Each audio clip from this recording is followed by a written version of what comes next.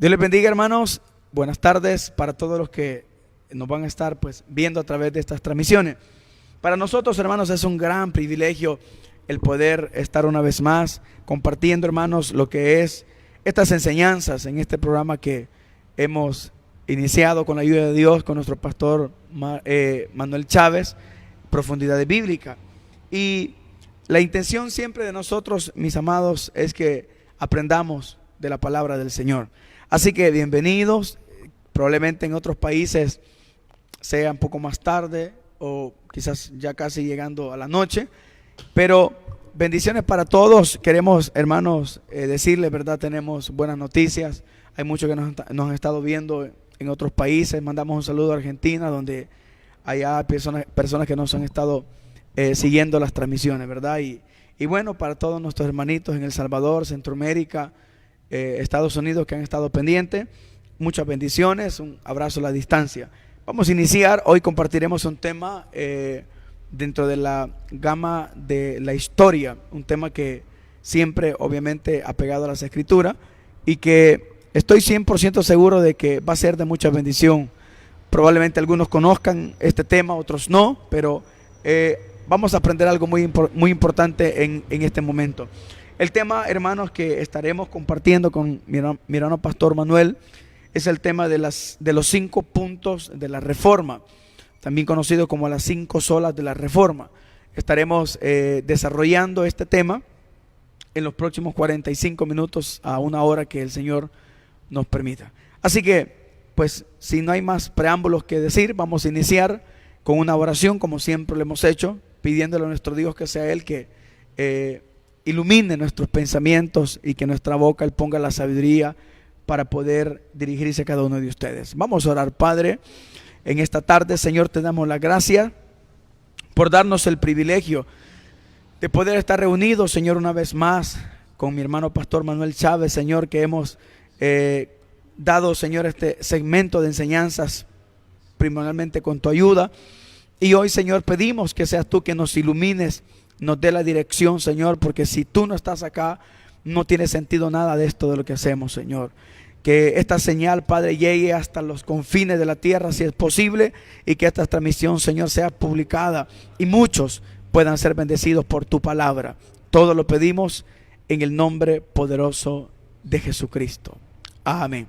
Bien, hermanos, siempre iniciamos con una porción bíblica, y esta hermosa tarde ya vamos a leer, hermanos, el libro de los Hechos.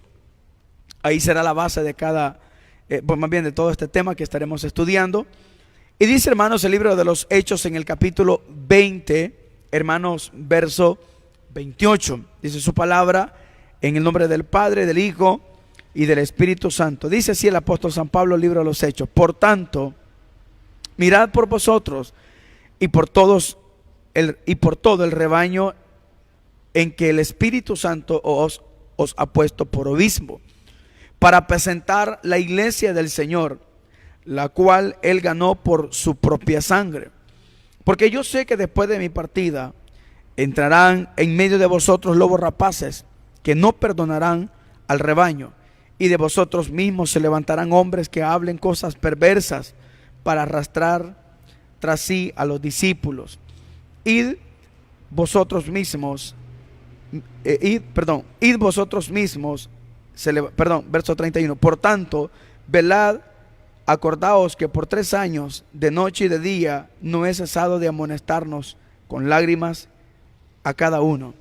Y ahora, hermanos, os encomiendo a Dios y a la palabra de su gracia, que tiene poder para sobreedificaros y daros herencia con todos los santificados. Bien, hermanos, ahí hemos iniciado lo que es ya la base como del texto que hemos puesto para esta enseñanza. Y vamos a iniciar.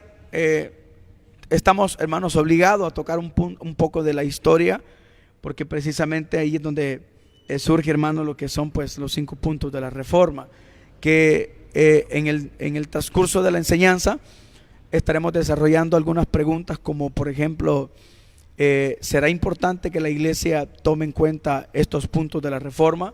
¿Por qué se dieron? ¿Y cuál fue el origen? Vamos a iniciar pero sin antes quiero darle unas palabras de saludo a nuestro pastor Manuel, que nos salude a los que nos están viendo, pastor. Muchas gracias, Pastor Guillermo. Bendiciones a todos los hermanos, también amigos y a todas las personas que van a sintonizar esta transmisión.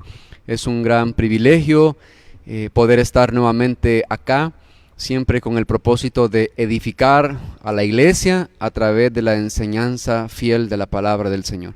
Amén. Gracias, pastor Manuel. Bien, arrancamos. ¿Cómo, hermanos, y de qué manera surgieron los 5 puntos de la reforma? Bueno, esto es un tema muy complicado a veces de entenderlo por la historia. Muchos quizás en su momento lo han logrado comprender, otros no. Pero bien, hermanos, el apóstol San Pablo da una referencia acerca de el cuidado, o más bien el peligro que había de tenerse en los postreros momentos en que él iba a partir con el Señor. Y uno de los quizás ardores más fuertes de Pablo fue siempre resguardar la iglesia de la sana doctrina. Amén.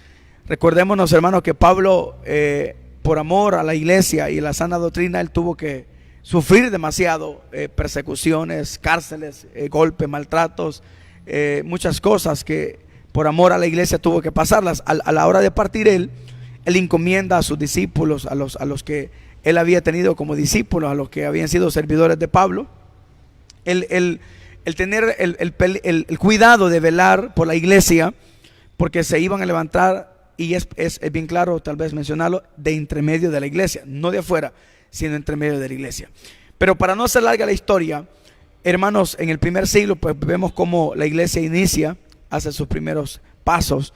Luego, hermanos, mueren los apóstoles, quedan a cargo lo que nosotros conocemos como los padres de la iglesia, que eran los discípulos de los apóstoles.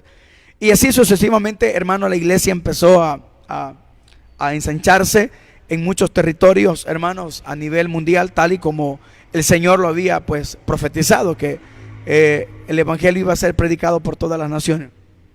Pero en el año, hermanos, 300 aproximadamente, siglo III en adelante, surge, hermanos, un acontecimiento que iba a marcar a la iglesia. Y es que ahí es donde, hermanos, a través de un hombre llamado Constantino, él paraliza todas las persecuciones, hermanos, en contra de la iglesia, y entre comillas podemos decirlo, ¿verdad, pastor? Le da una paz, por decirlo así, a la iglesia evangélica de las persecuciones. Sin embargo, era una estrategia que él iba a ocupar política, porque era más política que religiosa, para poder de esta manera él no perder el reinado, más bien como temerle a que la iglesia evangélica destruyera en su totalidad el imperio romano.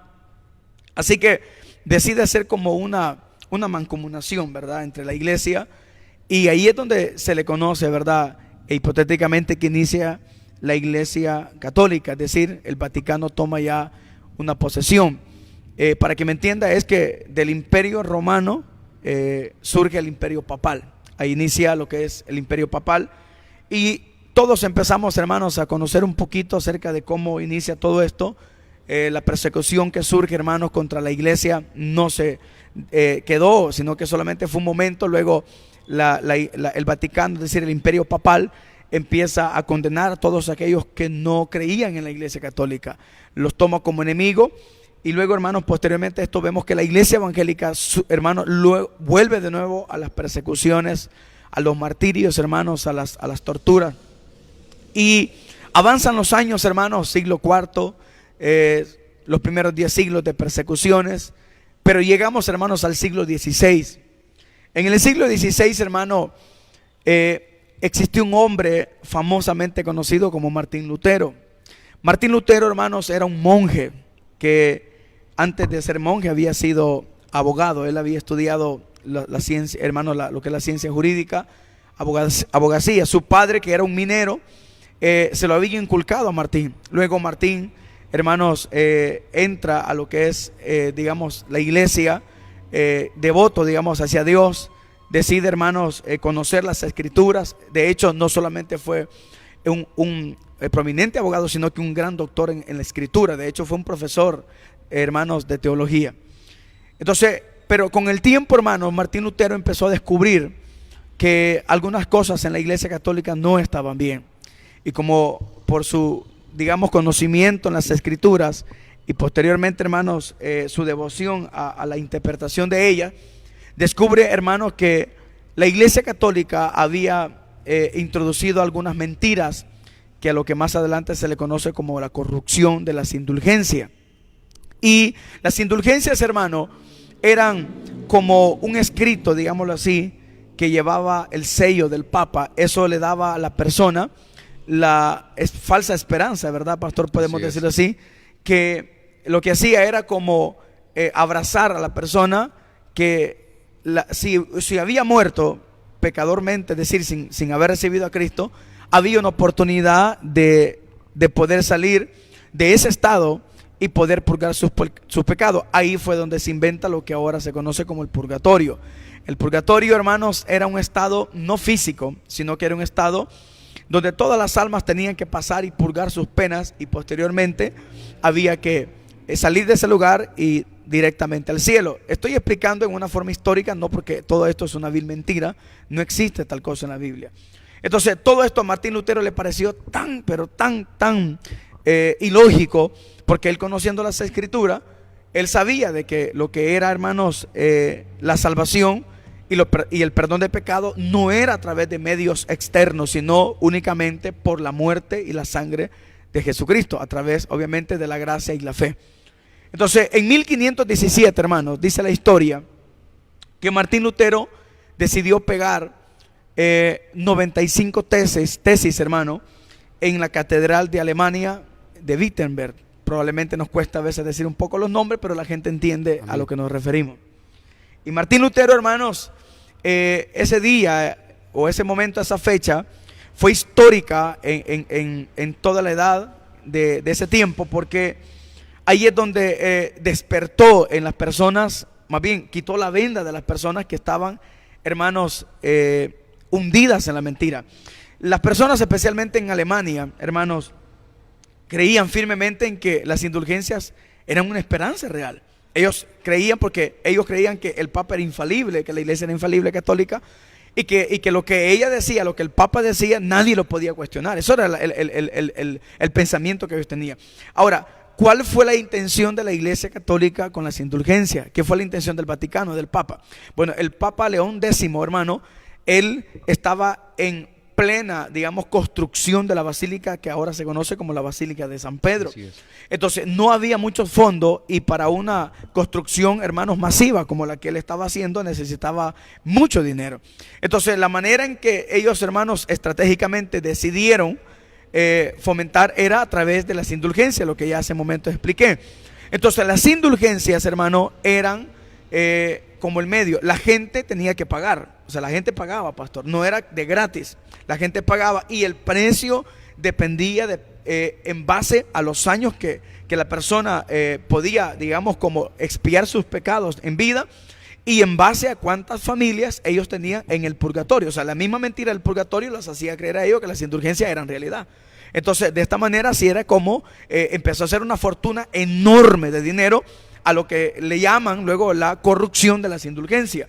Entonces, todo este dinero iba, una parte, hermanos, como impuesto para el país, para el gobierno, y otra, la mayor parte, para el Papa León X, que era el que estaba en ese momento en la construcción de la Basílica de San Pedro. Entonces, de esta manera es que habían engañado en su totalidad. Y cuando Martín Lutero, hermanos, pega las 95 tesis exactamente en la puerta de la catedral, la gente empezó a leer y empezó a comparar. Lo que hace Martín Lutero, bueno, como lo dice la palabra, una tesis, es una defensa, ¿no, pastor? Una apologética que él hace para defender la Escritura. Ahora, voy a hacer un paréntesis, y aquí el pastor pues me va a ayudar un poco. Pastor, si la gente estaba hundida en la mentira, era porque el mismo Vaticano no permitía que se leyera la Escritura. Es decir, no había una libertad como hoy. Exactamente. ¿Okay? ¿Qué podemos, pastor, aportar un poco más a esto? El motivo por qué la gente estaba ciega. ¿Cómo explica usted un poquito de esta historia? Aquí hay un abuso de autoridad de parte de la Iglesia en cuanto a reservar la lectura y el estudio de las escrituras únicamente para lo que son el clérigo, ¿verdad? Correcto. En este caso los cardenales, todo lo que conformaba la pirámide, llamémosle Papal. así, papal, correcto, ¿verdad? O lo que son las autoridades de la iglesia. De hecho, también estaba la dificultad de que para ese tiempo la escritura todavía no se podía leer en el idioma común, Correcto. Solo en sino que latín. estaba traducida al latín. Entonces eso creaba que la gente común no pudiese abrir sus ojos a la mentira que en ese momento estaban vendiéndoles. Correcto. Y también aclarar, pastor, de que aparte de que no había un idioma donde ellos entendieran la escritura, y lo que usted decía es muy importante, el abuso de autoridad del imperio papal, y la otra cosa es que en las catedrales de las iglesias católicas no se leía las escrituras como nosotros normalmente lo hacemos, para que la gente, si no lee, no puede leer, pero oye lo que la Correcto. escritura dice. Entonces eso abrió el telón para una mentira, y las personas como creían, como dije hace un momento, en que lo que el Papa decía era algo que no se podía cuestionar. Es decir, si el Papa lo decía, era como que Dios lo estaba diciendo. Era algo infalible. Correcto, porque se le conocía como el vicario de Cristo, ¿verdad? Una blasfemia que se le puede otorgar, podemos decirlo así. Probablemente este tema, pastor, va a ser de controversia. Muchos probablemente quizás nos van a ver mal, algunos van a empezar a señalarnos, porque son temas que arden muchas veces en muchas personas, especialmente religiosas. Pero tenemos que decirlo porque es la verdad. Así es. Bien, continuamos nosotros con la historia. Cuando surgió, hermanos, la revuelta de lo que Martín Lutero hizo, inmediatamente, hermanos, esto llegó a oídos del Papa. Y el Papa manda, hermanos, digamos, por decirlo así, una comunidad de clérigos, de personas oficiales del Vaticano, para tratar de detener. Y aquí es donde cabe mencionar lo que dijo, ¿verdad?, John Hughes cuando lo tenían en la hoguera. Se recuerda, hace un momento hablaba un pastor de que él hablaba de que hoy, pues, por el momento tienen a un pato, le decía, pero un día viene un cisne y a ese no lo van a detener. Él hablaba 100 años después de lo que sucedió, es decir, de la muerte de John, surge 100 años después lo que es ya la historia de Martín Lutero. Y precisamente en ese momento de la historia es que se pueden cumplir las palabras de este pre-reformador, podemos decirlo así, ¿verdad? es. Entonces, ahí es donde la Iglesia Católica intenta detener, y creo en los escritos que yo he estado por ahí un poco analizando, que el primer paso de la Iglesia Católica, Pastor Manuel, hacia Martín Lutero fue de una forma muy de diálogo, es decir, de detenerlo bajo diálogo, de pararlo, que se retractara, que lo que había hecho no estaba bien, un momento de equivocación. Pero la firmeza de Martín Lutero y la convicción del que él tenía, ¿verdad?, uno de los frutos del Espíritu, que es la templanza, Amén. lo hizo no detenerse, sino más bien, en lugar de detenerse, Martín Lutero lo que hace es más publicar, y hace varios escritos. Él hace varios escritos. Él tenía la ventaja de, por su intelecto, él podía traducir algunas palabras. Entonces, como él conocía muy bien el idioma latín, ¿verdad? Correcto, entonces, sí. de esta manera él, más adelante es donde él traduce lo que es la Biblia de latín hacia el alemán, y así es donde empieza ya la gente a darse a conocer lo que más adelante el pastor nos va a explicar de las 5 solas de la Reforma, o los 5 puntos de la Reforma. Terminando con esto, es que hay un príncipe en Alemania llamado Federico III, y Federico III era un hombre que amaba a Martín Lutero, y que posteriormente él fue como un instrumento, por decirlo así, de Dios, para resguardar a Martín Lutero de que no cayera en lo que era las manos del Imperio Vaticano. Porque si a Martín Lutero se extraditaba hacia Roma, entonces obviamente lo que iba a acontecer a Martín Lutero era una vil tortura, y obviamente a tratarlo de asesinar por lo que él había hecho. Porque hasta ese punto, ya pegando las 95 tesis, prácticamente Martín Lutero había dividido el imperio ya. Mucha gente había salido de la mentira, porque él puntualizó los puntos, es decir, los puntos, digamos, doctrinales, entre comillas, de la Iglesia Católica, y a la par puso los puntos doctrinales de la Escritura. Y por eso que ahí salen, ahora, no solamente son 5, pastor, hay muchos más. Así es, pero los 5 más sin importantes son los que conocemos como doctrinas básicas de la Iglesia Evangélica. Amén. Entonces, eso fue lo que despierta en las personas acerca de la mentira que la Iglesia Católica les había estado dando durante, no un siglo, durante más, pastor, de 10, 12, 14 siglos de mentira que la iglesia había tenido. Recuerden que esto fue en el siglo XVI. Estamos hablando que en historia, pastor, no hace mucho, 500 años prácticamente, ¿no? De hecho, creo que el 31 de octubre, si no me equivoco, ¿verdad? Parece que se cumplen 505 años de la reforma que surgió a través de Martín Lutero. Entonces, ahora, no solamente es Martín Lutero el que aporta esto, no, hay muchos más reformantes, ¿verdad? Eso el pastor lo va a explicar un poquito más adelante. Ahora, el Papa mandó un escrito que se llamaba la bula papal.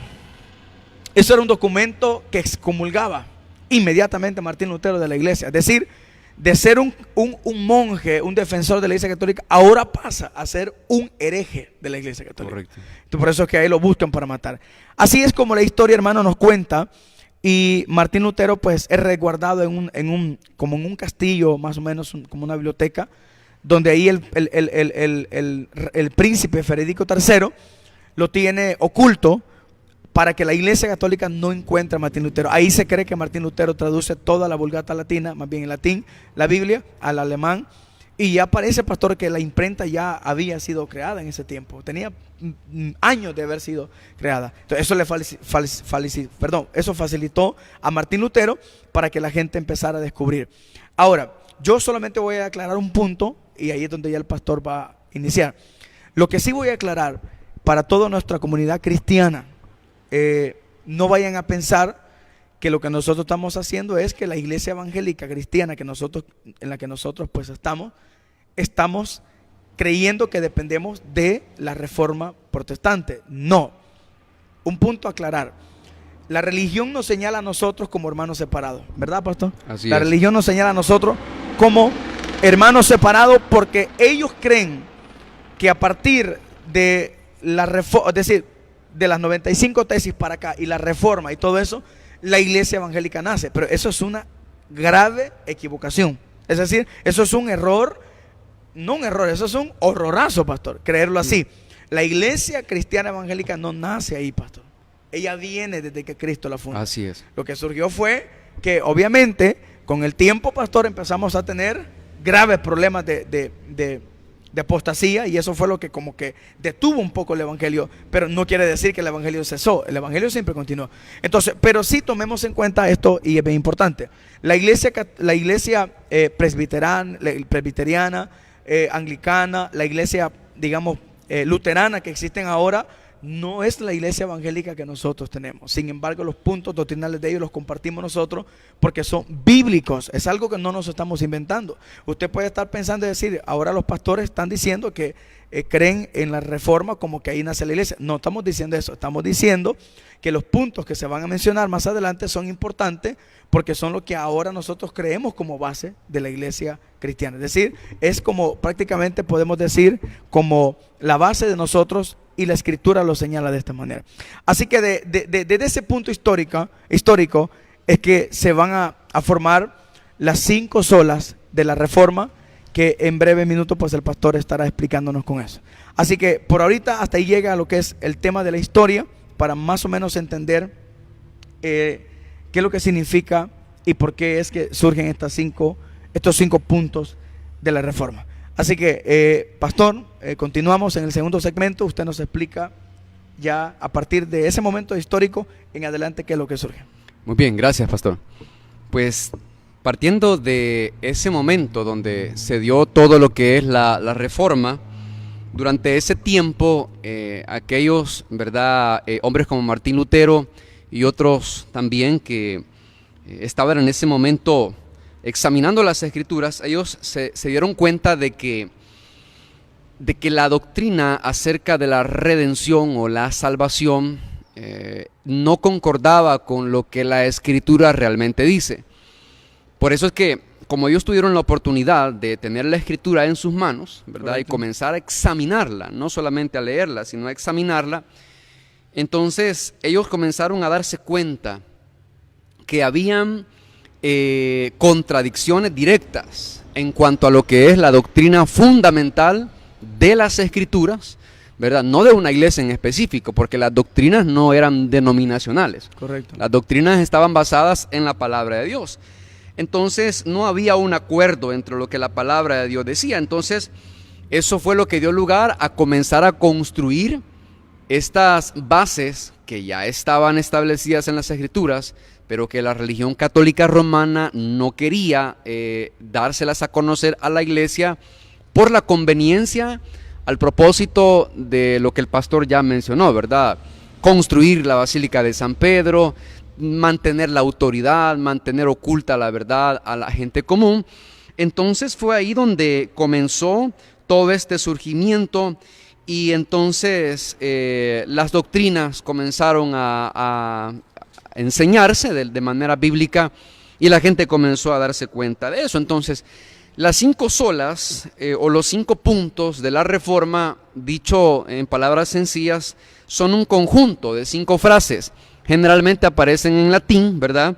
Y se refieren a las creencias de la iglesia cristiana, y fundamentalmente basadas en la Escritura, no en otra cosa, ¿verdad, Correcto, pastor? así es. Sino en la Escritura. Y surgieron en ese tiempo después de la Reforma, que se le conoce como la Reforma Protestante. Ahora, entrando de lleno, ¿cuáles son esos 5 puntos de la Reforma Protestante? Queremos aclarar que al principio solo se manejaban 3. Luego comenzaron a surgir otras más, pero en el tiempo de Martín Lutero y los reformadores, básicamente se concentraron en 3. Primero, lo que es solo por fe, ¿verdad? Que en latín se le dice sola fide. También solo por gracia, que en latín se traduce como sola gratia. Y lo que es la sola escritura, que igual corresponde en latín sola scriptura. Entonces, estas fueron primordialmente los 3 puntos que se dieron a conocer en el tiempo de Martín Lutero. Pero más adelante se comenzaron a desarrollar y a añadir las otras 2, lo que son solo Cristo, que en latín se pronuncia solo Christus, y solo a Dios la gloria, ¿verdad? En latín soli Deo gloria. Entonces, hasta el siglo XX fue cuando ya se mencionaron todas juntas, pero al principio solamente fueron 3. Ahora, las 5 son fundamentales, son importantes, y ahora pues se abrazan en conjunto. Para explicar una por una, de una forma un poco breve porque no podemos profundizar, pero para explicar juntas, o una por una, perdón, empezamos con lo que es la sola, que se titula solo por fe. ¿Qué significa eso? ¿O qué es lo que quiere explicar este punto doctrinal de la sola? Bueno, lo que quiere decir en resumen es que la salvación y la justificación únicamente puede ser recibida cuando el pecador pone su fe y su confianza en Jesucristo, el que murió, ¿verdad?, en la cruz del Calvario. Esto excluye, deja a un lado la posibilidad de poner la esperanza, o más bien en las obras, de que las obras de una persona puedan contribuir a su salvación. Y voy a aclarar más adelante que las obras son importantes, pero hay que ubicarlas en el lugar correcto. Correcto, sí. ¿Verdad? Pero estamos diciendo, y el punto es de la sola fe, es que la salvación es solo por fe. Las obras no contribuyen, no son la causa de la salvación. Las obras son después la evidencia de una justificación verdadera. Correcto. Pero las obras no se presentan por delante para querer ganar la salvación. Por eso es solamente por fe. Y todo esto, mis queridos hermanos, está basado en la Escritura. Y podemos leer nosotros varios textos. Quizás solo voy a mencionar 2 de cada uno, aunque tengo varios textos en la Escritura, para que nosotros veamos que esto no es un invento denominacional, no es una idea de hombre. Esto está basado en la misma Escritura. Por ejemplo, nosotros vemos en Efesios capítulo 2, versículo 8 y 9, que el apóstol Pablo dice claramente: porque por gracia sois salvos por medio de la fe, y esto no de vosotros, pues es don de Dios, es un regalo de gracia, que ya vamos a ver también ese punto. Y claramente dice el versículo 9, no por obras para que nadie se gloríe. Entonces, Querido hermano y amigo, y esto de verdad hay que ponerle mucha importancia, porque algunos podrían estar confiando todavía en sus obras para salvación, o algunos estarán intentando guardar mandamientos para poder acercarse a Dios, pero no es así. Hay que acercarse a Dios solo por la fe en Jesucristo. Nuestras obras no contribuyen. Aún dice Isaías 64:6 que nuestras mejores justicias son vistas por Dios como un trapo de inmundicia. En Romanos también capítulo 3 del 10 en adelante, Pablo dice que no hay justo ni aun uno, no hay quien haga lo bueno, no hay quien entienda. Comienza prácticamente a quitarle, a restarle el valor a las obras como la causa de la salvación. Por tanto, la sola fide, o solo por fe, como se traduce en español, tiene el propósito de hacer entender que la salvación y la justificación es solo por fe, únicamente por medio de la fe. Allá en Romanos 1:17 también nosotros podemos ver otros versículos de la palabra del Señor, donde claramente dice el apóstol Pablo, escribiendo, ¿verdad?, a los romanos, en el capítulo 1 y en el versículo 17, dice la escritura así: porque en el evangelio la justicia de Dios se revela por fe y para fe, como está escrito, mas el justo por la fe vivirá. Entonces queda claro, pastor, que la justificación y la salvación es solo por fe, ¿verdad? Es solo por fe. No solamente eso, pastor, también de que el tema de la salvación por fe deja totalmente encerrado en que no existe externamente otro método, así sea que lo invente quien quiera inventarlo, ¿verdad? Eso fue el problema que tuvo Martín Lutero con la Iglesia Católica, darse cuenta que las indulgencias no eran algo que la Escritura amparaba. Es decir, si nosotros hablamos un poquito del purgatorio, y no es que esté retrocediendo la historia, pero sí conforme a lo que el pastor está diciendo, tal tema no se encuentra dentro de la Biblia. No se encuentra dentro de la Biblia. Eso es lo que Martín Lutero y los reformadores han venido como defendiendo. Entonces, lo que el pastor nos mencionaba y lo que Efesios nos habla acerca de la salvación, o sea, la gracia, que por la gracia soy salvo por medio de la fe, eso significa, pastor, que solamente hay un camino. No hay dos, no hay tres, no hay cuatro, no hay cinco que le dé a la persona. Y yo creo que ese es el engaño más grande de toda la humanidad. Aceptar métodos humanos, pastor, para acercarse a un Dios que solo dejó un solo método. Amén. Entonces, nosotros compartimos en su totalidad que la salvación es mediante la fe y no las obras. Porque si así fuera, pastor, todos los que no hacemos obras como personas quizás como los millonarios que hacen grandes obras de caridad, estuviéramos excluidos de la salvación. Así que yo comparto el punto del pastor y no lo que dice el pastor, lo que dice la Escritura. Amén. Okay. Exactamente. Entonces, hay otros versículos allá en Romanos 3:22, el versículo 25, el versículo 28, siempre el capítulo 3. Usted puede examinar la Escritura para que vea que lo que estamos diciendo no es de nosotros. Está fundamentado en la palabra de Dios, inspirada, infalible, inerrante, correcto, ¿verdad? Y toda autoritaria. En Gálatas capítulo 2, versículo 16, Pablo también habla acerca de esto mismo. En 2 de Timoteo 3:15 también Pablo vuelve a referirse a que la salvación es solo por fe. Y así podríamos nosotros seguir escudriñando la Biblia y darnos cuenta que siempre la salvación ha sido por fe.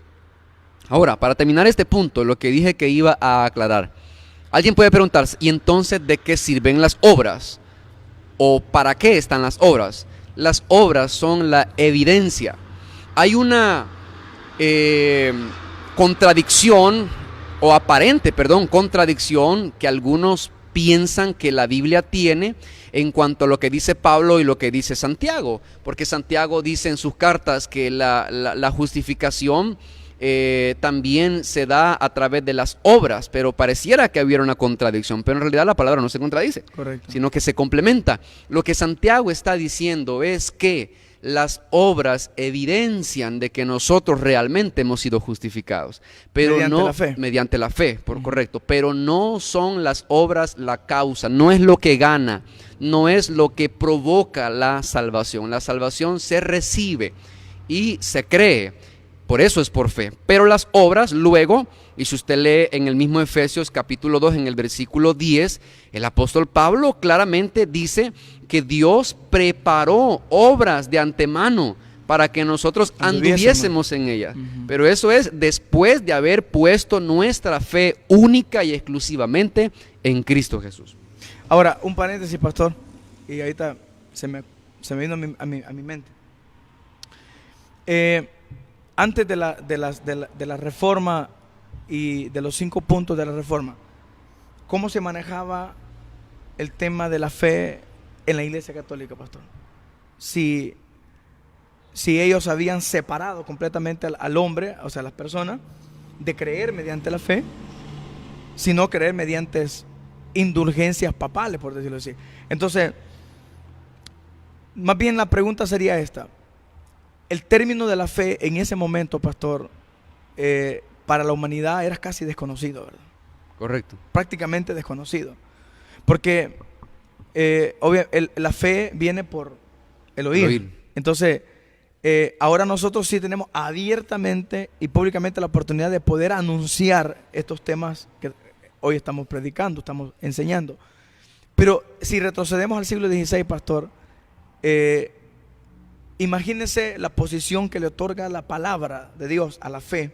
O sea, una posición muy alta, pero cómo era tan baja, digamos, o más bien tan grande la apostasía en la Iglesia Católica, que los temas más, pero más profundos, digamos, y de mayor relevancia en las Escrituras estaban por los suelos, pastor. Correcto. ¿Qué aporta usted a eso, pastor? Si acaso había fe en ese tiempo, era en la religión y en sus autoridades. O sea, prácticamente habían robado. O sea, le habían robado en su totalidad la gloria a Dios, que por cierto, después eso es un punto de la reforma.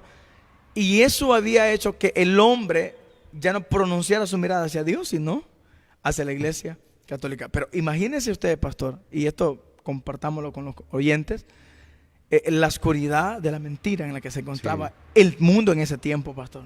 Ahora bien, lo que a mí me da un poco de risa, así un poco al leer la historia, es que se supone que la Iglesia Católica era el medio para que el hombre se acercara a Dios, ¿o no? Pero imagínate qué paradoja, ¿verdad, pastor?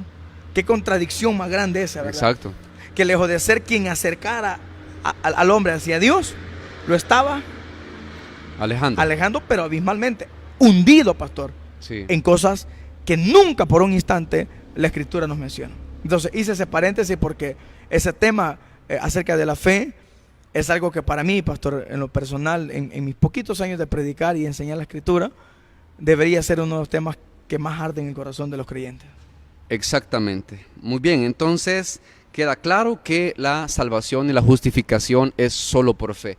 No en la denominación, ninguna denominación salva, y mucho menos los hombres, ¿verdad? Peor, solo ¿no? la fe en Cristo Jesús. Pasamos a la siguiente sola, que se le llama en latín sola gratia, o solo por gracia, como se traduce al español. ¿Y qué es lo que quiere enseñar este punto fundamental? Bueno, que la salvación es un don de Dios, es decir, es un regalo. Inmerecido, correcto. La salvación no se gana, la salvación no se compra ni con obras ni con dinero, con nada de este mundo.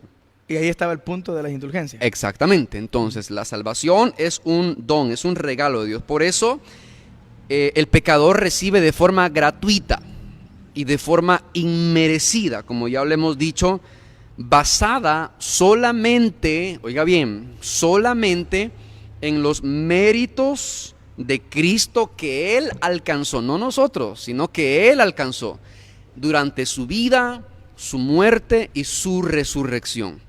Esas son la base, es lo que nosotros confiamos. Por tanto, nosotros podemos ver a través de la Escritura algunos versículos, como por ejemplo Hechos 15:11. Vamos a buscar ahí en Hechos 15:11, así de forma rápida, porque solo podemos mencionar algunos versículos. Pero Dice ahí la palabra, dice, antes creemos que por la gracia del Señor Jesús seremos salvos, de igual modo que ellos. Entonces, nos damos cuenta nosotros en la palabra de Dios que la salvación el hombre no la puede comprar, es un regalo. Por lo tanto, el hombre lo único que tiene que hacer es venir en humildad, venir vacío, despojándose de obra de justicia o de cualquier mérito en lo que pueda confiar, y extender su mano solo por la fe para poder recibir el regalo de Dios. El regalo de Dios. Porque es lógico, ¿verdad, pastor? Usted no paga por un regalo cuando se lo dan a usted. Por eso es un regalo. Por eso es un regalo. Entonces la salvación es un don, es un regalo, es gracia. Y gracia lo que significa es un don inmerecido. Y podemos ver en la Escritura, por ejemplo, otros versículos, Romanos capítulo 4, vamos a escudriñar rápidamente la Escritura. Versículo 4 y 5, dice Pablo así, Romanos capítulo 4, versículo 4 y 5. Pero al que obra, es decir, al que trabaja, no se le cuenta el salario como gracia, sino como deuda. Mas al que no obra, o sea, al que no trabaja, sino cree en aquel que justifica al impío, su fe le es contada por justicia. ¿Cómo se sentiría, pastor, usted si usted tuviera un trabajo y se dedicara 30 días, 15 días a trabajar, a mañanear y a poder esforzarse, y que cuando llegue el día de pago le diga a su jefe, Guillermo Guardado, te regalo el cheque? Bueno, en primer lugar, pastor, indignante. Indignante, ¿verdad? Correcto, porque no es un regalo, es una deuda que yo tengo. Exactamente. Con él. Es lo contrario de la salvación. Es lo contrario de la salvación. La salvación no es un pago, la salvación no es un salario. De hecho, el salario que el pecador recibe es la muerte por su pecado, lo que dice Romanos capítulo 3. O sea, si nos tendrían que pagar por lo menos un salario, sería la muerte. La muerte por causa del pecado. Entonces, por eso la salvación es un don de Dios, es la dádiva de Dios, que es vida eterna en Cristo Jesús, Señor nuestro. Y así podemos seguir en Efesios capítulo 2, versículo 5 y versículo 8. Pablo vuelve a resaltar la gracia, la gracia, la gracia. Entonces, mis queridos hermanos, amigos y todos los que nos escuchan, es de comprender que la salvación es solo por fe y es algo gratuito que Dios le da al pecador. Correcto. ¿Algo que usted podría aportar, pastor? Gracias, pastor. Sí, quiero aportar algo que creo que es importante.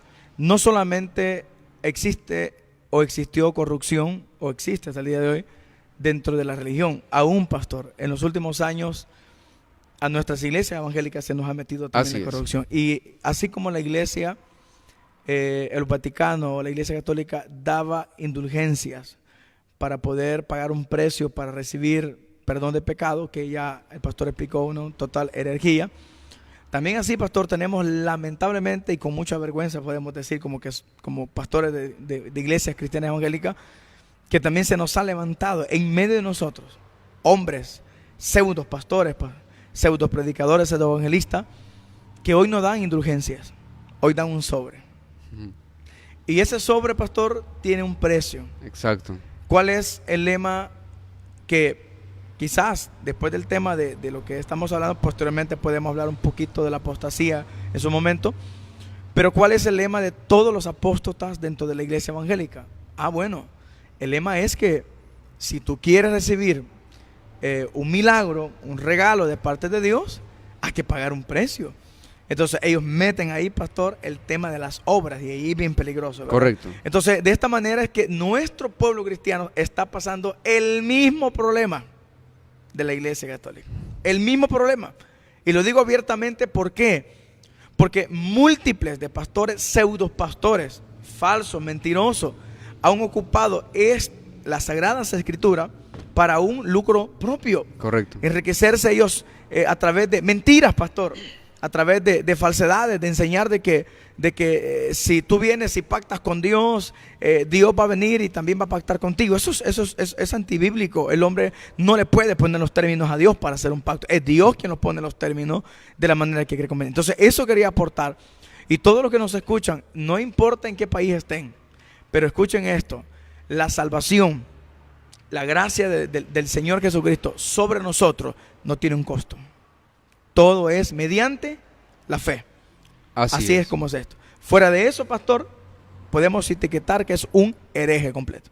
Correctamente. Entonces, estamos claros que es por gracia, es un regalo de parte del Señor que el hombre no puede obtener por sus méritos, ni por sus obras, ni por nada que haya en él. Ahora, otra de los puntos o de las solas, como se le conocen, es la sola escritura, que se traduce solo la escritura. ¿Qué es lo que quiere enseñar este punto? Bueno, básicamente lo que enseña es que la palabra de Dios, oigan bien, solo la palabra de Dios es la máxima autoridad Y expresión. en materia de fe y práctica. Solo la escritura. Por tanto, nada, y es lo que estamos ahorita nosotros viendo, comprobando, que nada que contradiga la palabra de Dios, que contradiga la escritura, la revelación de la palabra de Dios, puede regular la vida del creyente, puede tampoco de alguna manera enseñarle al creyente, porque toda la enseñanza que nosotros tenemos, que predicamos y que practicamos, viene de la palabra de Dios. Correcto. No tiene otra fuente. ¿Y por qué es importante este punto? Bueno, ya el pastor habló de la apostasía, de todo lo que la Iglesia Católica mantuvo oculto, y en ese tiempo había un problema, y se mencionó, lo que el Papa decía era infalible, no importa si pasaba por encima de la palabra de Dios. Sí. Y entonces ese es el peligro cuando la Iglesia no se sujeta o no cree firmemente que la palabra de Dios es la máxima autoridad en cuanto a materia de fe y práctica en la Iglesia, sino que a veces prevalece la tradición, pastor. Correcto. Y es lo que pasaba en la Iglesia Católica. La Iglesia Católica no le da la autoridad máxima a la Escritura, sino que ellos ponen a la par la Escritura y su tradición. Por lo tanto, sus interpretaciones, sus enseñanzas, sus doctrinas y sus creencias están basadas una parte en lo que dice la palabra, pero otra parte en lo que dice su tradición, la tradición de la religión. Y por encima, al final, lo que termine diciendo el Papa, que para ellos es la máxima Es autoridad. la máxima autoridad, correcto. Entonces, solo la Escritura es la máxima autoridad. ¿Por qué razón? Y esto nosotros lo podemos ver incluso del Antiguo Testamento. Tenemos versículos en la Escritura, por ejemplo, Isaías 8:20. El Señor, hablando acerca de consultar a los falsos maestros, a los profetas, incluso a adivinos, el Señor le dijo a su pueblo, a la ley y al testimonio. Y si no fuere así, es porque no les ha amanecido. Es decir, están en la oscuridad. Correcto. Porque solo la palabra es luz. Así que nosotros tenemos que aprender a que todo lo que nosotros hagamos, lo que nosotros creamos, lo que enseñemos a la iglesia, tiene que estar fundamentado en la palabra de Dios. Porque si ponemos por encima nuestra denominación, si ponemos por encima, incluso podemos caer en esa tentación, pastor, Correcto. de poner nuestra autoridad como pastores sobre la palabra. Eso es un grave peligro. Sí, y eso, pastor, también es lo que está sucediendo. Y vuelvo a tomar el tema de la apostasía. Es lo que está sucediendo hoy en día también. Porque ahora importa más la palabra del apóstol que lo que la Escritura dice. O la del profeta. O la del profeta. Si el profeta dice esto, no importa que la Escritura diga aquello. No, es importante más lo que diga el profeta. Y quiero leer un versículo, pastor, si me permite. Adelante. 2 Timoteo capítulo 3, muy conocido, versos 16 y 17, dice, toda escritura es inspirada por Dios. Ahí hay que aclarar que es inspirada por Dios, no por los hombres, ¿no? Correcto. Y útil para enseñar, para redarguir, para corregir, para instruir en justicia. Y dice el verso 17, que es prácticamente el contexto de esto, dice, a fin de que el hombre de Dios sea perfecto, enteramente preparado para toda buena obra. Es decir, Pablo le dejó a Timoteo muy claro que la única forma de enseñar al hombre el camino correcto es a través de la Escritura, lo que hoy conocemos como la palabra de Dios. Fuera de aquí podemos tener, pastor, muy buenos ejemplares de comentarios de muy buenos teólogos, de muy buenos escatólogos, apologistas, que practican, que defiendan la Escritura, y muchos otros más teólogos, pero nada de eso tiene fuerza, digamos, y poder como lo tiene la Escritura. Es decir, que fuera de ahí, todo lo demás puede aportar, ayudarnos, pero no es la base de nosotros. Entonces, el punto o la sola que conocemos como sola la Escritura, nos deja bien en clara que no importa la palabra de quien sea, la Escritura es la única que tiene la máxima expresión de autoridad sobre nosotros. Exactamente, así es. Gracias, pastor. Pedro dijo en la segunda carta, capítulo 1, versículo 19 al 21, dijo: tenemos también la palabra profética más segura, Correcto. a la cual hacéis bien en estar atentos como a una antorcha que alumbra en un lugar oscuro hasta que el día esclarezca y el lucero de la mañana salga en vuestros corazones. Entendiendo primero esto, que ninguna profecía de la Escritura es de interpretación privada, porque nunca la profecía fue traída por voluntad humana, sino que los santos hombres de Dios hablaron siendo inspirados por el Espíritu Santo, como lo decía ya el pastor en la cita bíblica de 2 Timoteo 3:16. Aquí podemos otra cosa entender, además de lo que hemos dicho.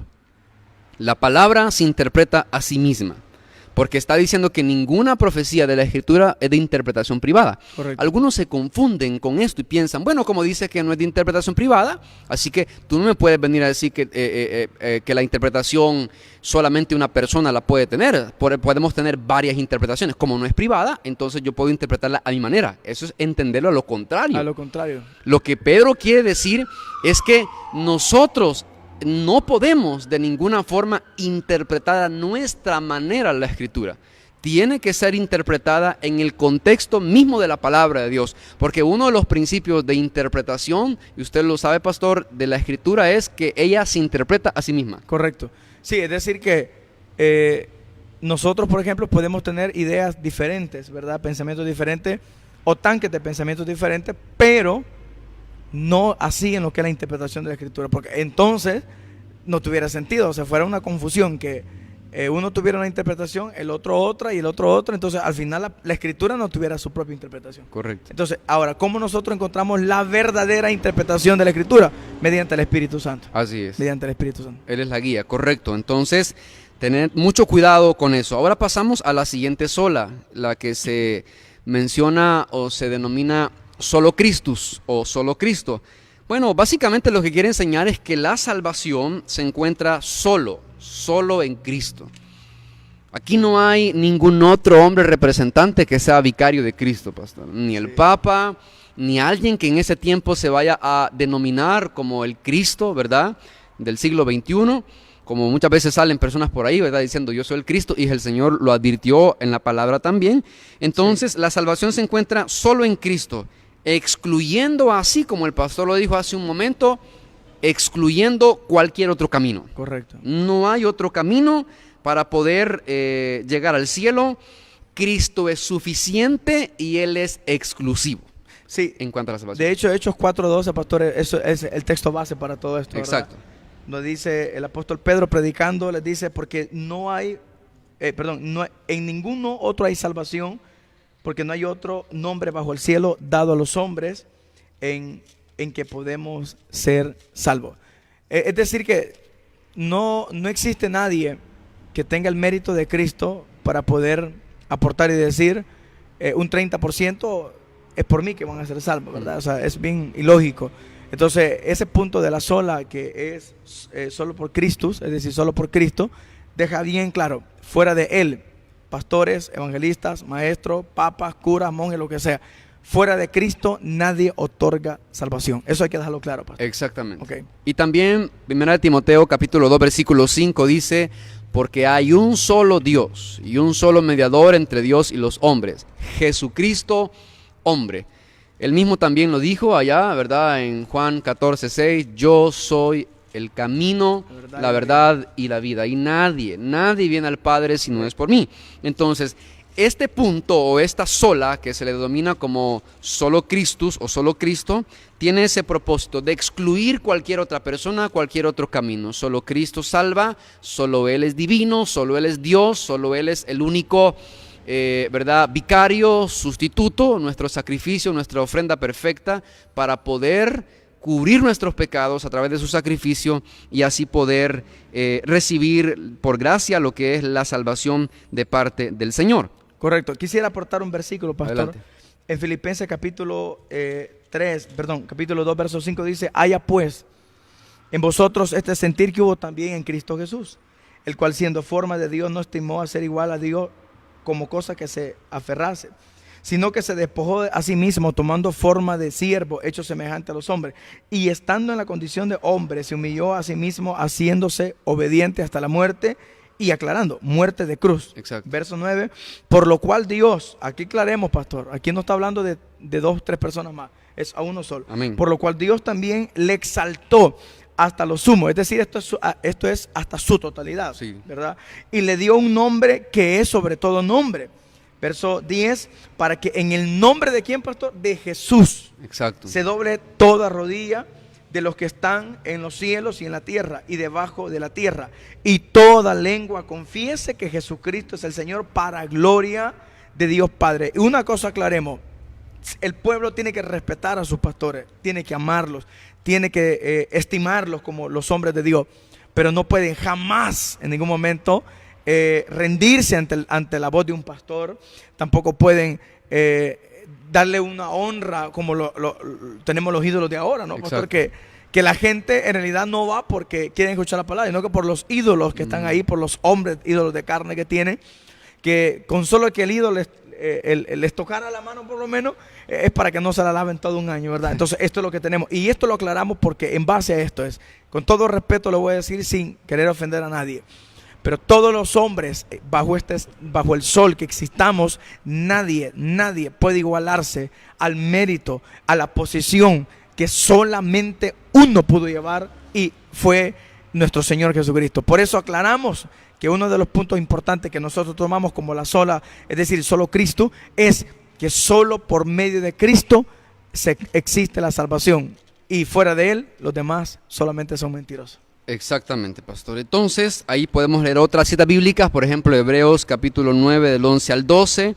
Por causa de tiempo no lo vamos a leer, pero lo dejamos ahí para que usted lo escudriñe. Hebreos 9 del 11 al 12. Y también, si quisiera leerlo, Primera de Juan 2:1. En Primera de Juan 2:1, el apóstol dice: hijitos míos, estas cosas os escribo para que no pequéis. Y si alguno hubiere pecado, abogado tenemos para con el Padre, a Jesucristo el justo. Es solo Jesucristo el justo, y también Él es el que nos justifica.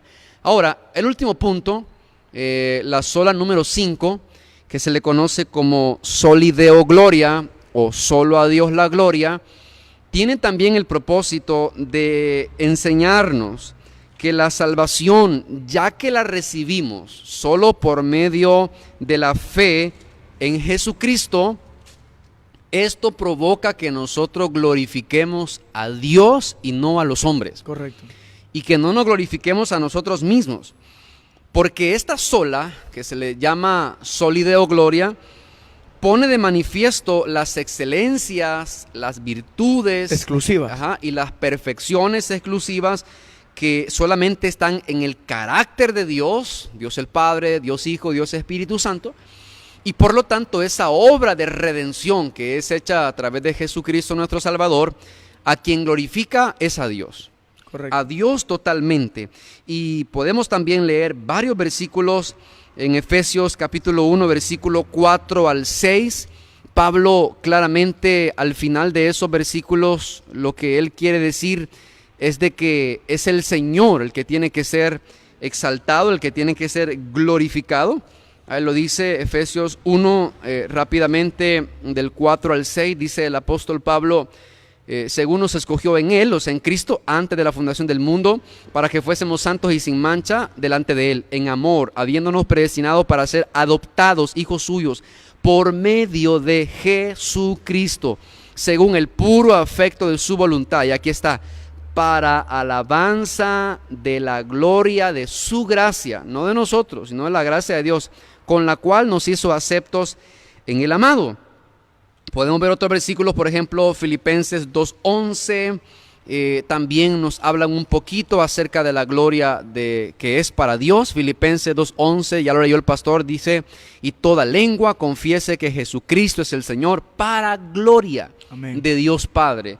Y así en el 4:20 también, en la última cita bíblica, Filipenses 4:20, dice también el apóstol Pablo, dice: a Dios y Padre nuestro sea gloria por los siglos de los siglos. Amén.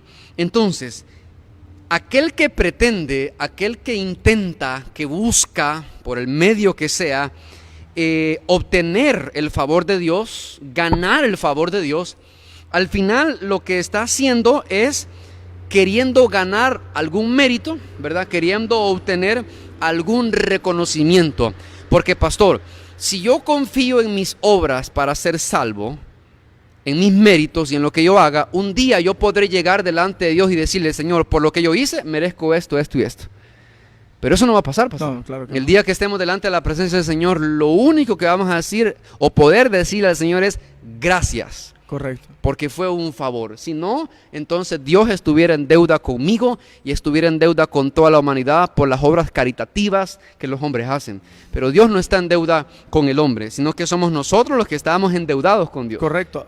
También, pastor, en Romanos capítulo 11, verso 36 dice: porque de Él y por Él y para Él son todas las cosas. Amén. A Dios sea la gloria por los siglos. Amén. Quiero aportar un versículo también en Hechos capítulo 17, un tema que estudiamos hace poco. Dice el apóstol San Pablo hablando a los atenienses, en el versículo número 24, dice del capítulo 17: el Dios que hizo el mundo y todas las cosas que en él hay, siendo el Señor del cielo y de la tierra, no habita en templos, dice el apóstol Pablo, hechos por manos humanas. Este es el verso que más me interesa a mí. Ni es honrado por manos de hombre, como si necesitase de algo, pues Él es quien a todo da vida, aliento y a todos y todas las cosas. Es decir, Dios no necesita a nadie, pastor.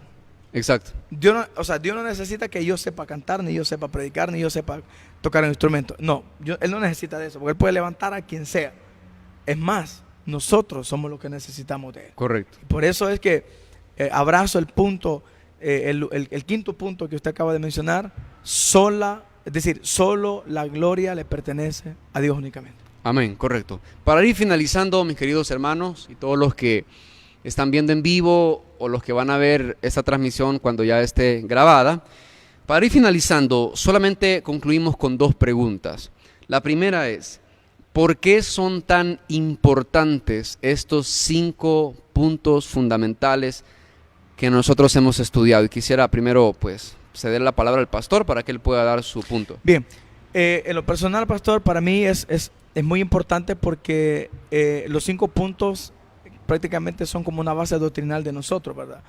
Y por eso al inicio del programa yo les explicaba de que la intención de nosotros no es publicar, digámoslo así, o hacer creer que la iglesia protestante es la iglesia evangélica, o que la iglesia nació después del movimiento de la Reforma, de ninguna manera. Pero lo que sí, pastor, podemos hacer es que extraemos, ¿verdad?, lo que son esos 5 puntos, y yo, como pastor, que Dios me permite en su misericordia, y enseñar a la iglesia, estoy 100% seguro que cada uno de esos puntos tiene una base muy bíblica, y que prácticamente, pastor, si hablamos de la fe, de la gracia, si la gloria es para Dios, que solo por Cristo, solo por medio de la Escritura, todos esos puntos nadie los puede debatir como antibíblico, pastor. O sea, nadie puede venir y decirme: ustedes son unos herejes porque han tocado esos puntos de la Reforma. De momento, no es de la Reforma, es de la Escritura. Exactamente. Solo se le llama Reforma porque lo que sucede es un cambio, ¿verdad? Pero los puntos no son de Martín Lutero, los puntos no son de ningún presbiteriano, anglicano, no son de nadie de ellos. Los puntos son exclusivamente de la Escritura, y eso es lo que yo aporto. Es decir, para mí, los 5 puntos que se mencionan acá son importantes para la iglesia como crecimiento en lo que es la doctrina de la iglesia cristiana, que es lo que muchas veces carecemos. Esa es mi opinión, pastor. Correcto, correcto. Entonces, ya el pastor lo dijo, y yo lo quisiera decir también en otras palabras, que concordamos lo mismo. Las 5 solas o los 5 puntos son importantes porque estas 5 frases representan lo que es el corazón de la doctrina cristiana, ¿verdad? El corazón, la base de la doctrina cristiana. Y estas 5 solas resumen las verdades no negociables del Evangelio. Absolutas. Totalmente absolutas. Por tanto, y como están basadas en la Escritura, que ya lo enfatizó el pastor, por eso es que nosotros creemos que son importantes y abrazamos estos 5 puntos. En último lugar, para finalizar, la última pregunta es: ¿debería toda iglesia cristiana sujetarse a estos principios ¿Y por qué, pastor? Bueno, en primer lugar, porque usted lo acaba de mencionar, es el corazón de la Escritura. O sea, debemos bueno, toda la iglesia que decimos ser iglesia cristiana evangélica, deberíamos de abrazarlos y practicarlos, porque, vuelvo y repito, pastor, es lo que la Biblia enseña. O sea, no es algo que aquí está inventando, eso es lo que la Biblia enseña. Entonces, yo estoy de acuerdo en que la iglesia tiene que abrazar estos puntos doctrinales. Exacto. Doctrinales. Cualquier denominación, X, pentecostal, profética, lo que sea, si revisan sus manuales de doctrina, casi todos los que creemos básicamente en esto, están esos puntos ahí. Si no están ahí, discúlpeme, pastor, entonces, ¿qué clase de doctrina es la que tenemos? Entonces, yo aporto que sí es necesario, pastor. Correcto, muy bien. Entonces, igual creo con todo mi corazón que es importante que toda iglesia debe sujetarse, abrazar estos puntos y practicarlos, como el pastor ya los dijo, si queremos ser realmente iglesia de Jesucristo, ¿verdad? Correcto. Y porque este resumen de estas 5 solas o estos puntos doctrinales son la fortaleza de una iglesia, ¿verdad? Son las verdades de las cuales depende y en las cuales se sustenta la iglesia. Y de ahí que toda iglesia que es bíblica, o sea, que está basada en la palabra de Dios y no en su denominación, ¿verdad?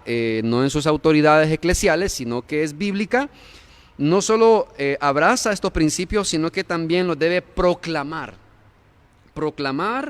y practicar de una manera que se garantice también, y esto es importante, que estos principios se puedan transferir o pasar a las próximas generaciones si Cristo no viene. Amén. Porque esa es la razón por la cual se cae en apostasía. Cuando se hacen a un lado los fundamentos bíblicos, cuando una generación, cuando la iglesia evangélica comienza a alejarse de la Escritura y a tomar otra fuente de autoridad, entonces la siguiente generación se aleja de la palabra de Dios, entra la apostasía con más fuerza y tenemos todos los problemas que se tuvieron allá pues en el siglo XVI cuando surgió la Reforma. Aún peor todavía. Y peor todavía. ¿Por qué? Porque en el siglo XVI, pastor, la humanidad no fue tan responsable de ser lo que era porque no eran quienes pues tenían la oportunidad de la escritura como nosotros la tenemos. O sea, si hacemos una comparación de generaciones del siglo XVI al siglo en que nosotros nos encontramos, si la iglesia cae en apostasía hoy, va a ser por nuestro descuido, pastor. Correcto. No es porque no tuvimos herramientas como defendernos. En cambio, a diferencia del siglo XVI, usted sabe que la Iglesia Católica absorbió la Escritura y por eso no le convenía haber traducciones para que llegara a la luz de los ojos, digamos, del oyente o del que leía. Y por lo tanto ellos iban creyendo como que usted sea ciego y yo lo voy guiando a usted. Exactamente. Entonces, usted no sabe, pastor, si yo lo llevo para el barranco. Usted solamente cree que yo lo voy dirigiendo, pero usted no sabe que yo directo lo llevo al barranco. Entonces, eso es lo que pasó en el siglo XVI. Y por eso, por lógica, la humanidad estaba totalmente hundida en la mentira porque no tenía la oportunidad, la facilidad de leer la Escritura. Hoy, pastor, mire, tenemos Biblia hasta decir de no. Nos regalan Biblia, pastor. Tenemos Biblias digitales también. Así es. ¿Verdad? No estoy diciendo que hay que hacer a un lado la escritura literal. No, porque eso sería ilógico. Tenemos acceso al internet. Podemos tener Biblias a costo de $5, pastor. Antes no había eso. Entonces, la próxima generación que se pierda en la apostasía, si Cristo no ha venido y nosotros somos los que hoy estamos enseñando la escritura, entonces los responsables van a ser los liderazgos. Exactamente. Porque ellos son los que o sea, no han escondido la Biblia, pero sí. Lo que han hecho es transversar los conceptos doctrinales bíblicos. Y lo que usted decía es bien cierto. Si no se tiene el corazón de la doctrina básica, como lo que hemos mencionado, sepa, Pastor Manuel, que más adelante lo que abrazarán es una gran apostasía. Correctamente. Muy bien, entonces yo termino con estas palabras. Escudriñemos la palabra de Dios. Dese cuenta usted mismo que hemos leído la Escritura. No estamos inventando, ¿verdad? Nuestro propósito es enseñar la palabra del Señor tal y como está escrita, de manera fiel. Así que, pues esperamos que su vida pueda ser edificada. Ya el pastor lo dijo, todos tenemos Biblia, así que saque su Biblia, escudriñe todo lo que hemos dicho. Correcto. Ore, pide dirección al Espíritu Santo y le aseguro que Él lo va a guiar a la verdad. Así la que justicia. bendiciones. Pastor, despídanos usted. Gracias, Pastor Manuel. Un gusto haber estado una vez más con usted. Le deseo muchas bendiciones para su familia y también para todos los oyentes que estuvieron sintonizándonos, ¿verdad? Todos los martes estaremos, si el Señor nos presta la vida. Probablemente algunos tengamos inconvenientes, otros no, pero en lo que cabe, Pastor Manuel, seguiremos adelante con esta enseñanza. Así que, hermanos, un gusto. Compartan el video, compártanlo. También se estará subiendo lo que es la plataforma de YouTube, ¿verdad, Pastor? Exacto. Para que los que no tengan Facebook, no estén, digamos, siguiendo la página de Profundidad Bíblica, lo pueden hacer también a través de las redes sociales de YouTube. Así que, como le dije al principio, un abrazo a la distancia. Les amamos en el Señor a todos. Amén. Cuídense todos en el Señor y si Él nos presta vida, nos vemos el próximo martes. Bendiciones para todos. Bendiciones, hermanos.